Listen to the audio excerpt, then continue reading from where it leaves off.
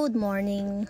Ito yung ipiplex ko lang yung kailanganin ng aking Unica sa kanyang work. Oh, di ba? Pag working kayo sa Jollibee, ganito ang pinapabili. Clear bag na saktong laki lang. Kailangan ng notebook. Ayan, siguro dyan nila ilaglagay yung time in time out nila. May kulang pa dito yung makeup, yung hairnet, anything na kailanganin sa sa loob ng ng store. Ayan.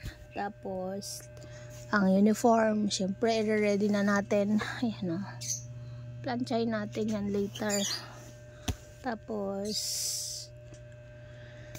medyas, black daw ang medyas, tapos black shoes, yung rubber lang. So ipapakita ko nga anong magic mayroon dito sa nabili ko, guys. Yan. Ito ay akala nyo tela lang, pero pag mabilisan kayong umalis or may something kayo na messy sa inyong sa pagmamadali nyo, pwedeng kunin nyo lahat yun. Sample tayo. Sample. Sana yan? Oh, katulad nito. Kung may mga ball pens, katulad yan. Ayan. Katulad yan. Katulad nito. Ayan.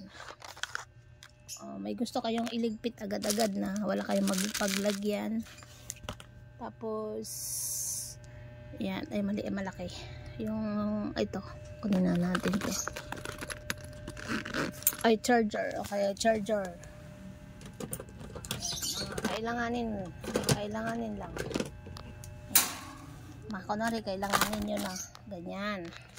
Yung wala kayong mapaglagyan, ito the best ito, guys. Tingnan nyo, magic to. Ganonin nyo lang. Yan, ganyan lang. Ayan guys. Tapos ganon. May na kayo. May, ayan o diba, magic. Magic yan, guys. Matibay yan. Hindi yan lulusot. Kahit na, ayan ayusin nyo lang paglagay para hindi yan lulusot. O diba? May mga sizes to kasi. Small, medium, large. O diba? Pag nag-hurry up kayo, malis. Hurry up. Tapos ilagay nyo sa bag. Hindi na yan matapon.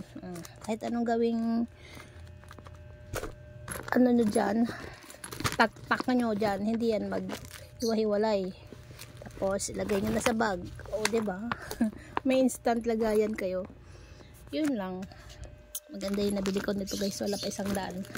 68 lang yata to. So ganyan yung binili ko, pang lagyan niya ng yan. Kasi pag nag-makeup siya, latag niya lang lahat dyan sa mesa niya. Kunwari makeup to, latag niya lahat sa mesa niya. Diyan, may make dito. Tapos ganonin niya lang. Pag natapos na siya, iligpit to, ganon. Hindi, naging bag. Ayos, diba? This is a very creative ng nakaisip niyan. So, yun lang, guys. Thanks for watching.